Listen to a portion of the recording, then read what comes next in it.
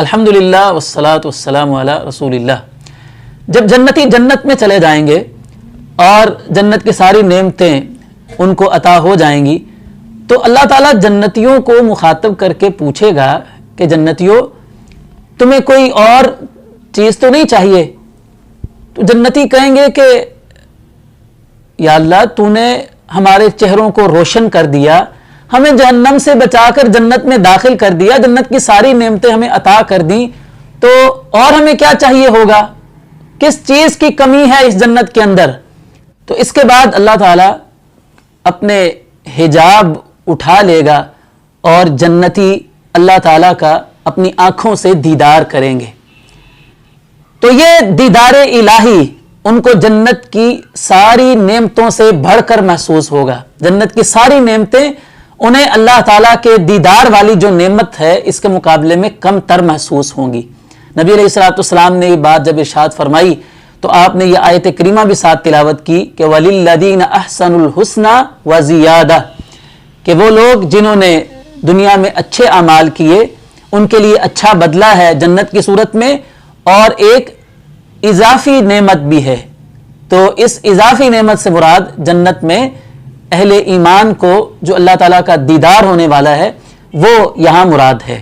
صحیح بخاری اور صحیح مسلم کی ایک اور حدیث میں ہے کہ نبی علیہ السلام نے فرمایا کہ تم جنت میں اپنے رب کو اس طرح دیکھو گے کہ جیسے تم چاند کو دیکھتے ہو۔ چاند کو دیکھنے میں کوئی تکلیف نہیں ہوتی ہے، آسانی کے ساتھ انسان آسمان کی طرف نگاہیں اٹھاتا ہے اور چاند کو دیکھ لیتا ہے۔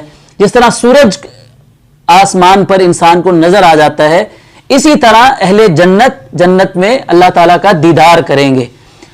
پھر آپ علیہ السلام نے فرمایا کہ اگر تم سے ہو سکے تو سورج کے طلوع ہونے سے پہلے والی نماز اور سورج کے غروب ہونے سے پہلی والی نماز، یعنی فجر کی نماز اور عصر کی نماز جو ہے، اس کو کبھی مت چھوڑنا۔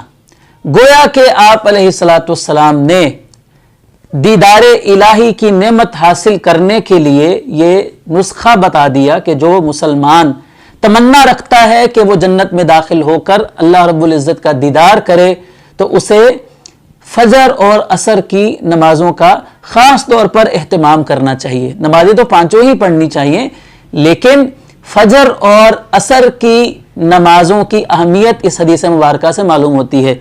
اور بھی بہت ساری احادیث ہیں جن میں فجر اور عصر کی فضیلت نبی علیہ السلام نے ایک ساتھ بیان فرمائی ہے۔ مثال کے طور پر ایک حدیث میں آپ نے فرمایا من صلی البردین دخل الجنہ، جس نے دو ٹھنڈی نمازیں پڑھی وہ شخص جنت میں داخل ہوگا۔ تو یہ ٹھنڈی نمازوں سے مراد بھی فجر اور عصر کی نماز ہی ہے۔ وجہ یہ سمجھ میں آتی ہے کہ فجر کی نماز تو چونکہ انسان اس وقت سو رہا ہوتا ہے، اپنی نیند کو قربان کر کے اٹھنا اور پھر نماز ادا کرنا یہ یقیناً مشقت والا کام ہے، اور عصر کی نماز جو ہے وہ دن کے درمیان میں ہوتی ہے جو کہ انسان کی مصروفیت کا وقت ہوتا ہے۔ تو عصر کی نماز پڑھنا اپنے کام کاج کو چھوڑ کر یہ بھی بڑی محنت والا کام ہے۔ تو نبی کریم صلی اللہ علیہ وسلم ترغیب دے رہے ہیں مسلمانوں کو کہ وہ خاص طور پر فجر کی نماز کا اہتمام کریں، عصر کی نماز کا اہتمام کریں اگر وہ جنت میں دیدار الہی کی خواہش رکھتے ہیں۔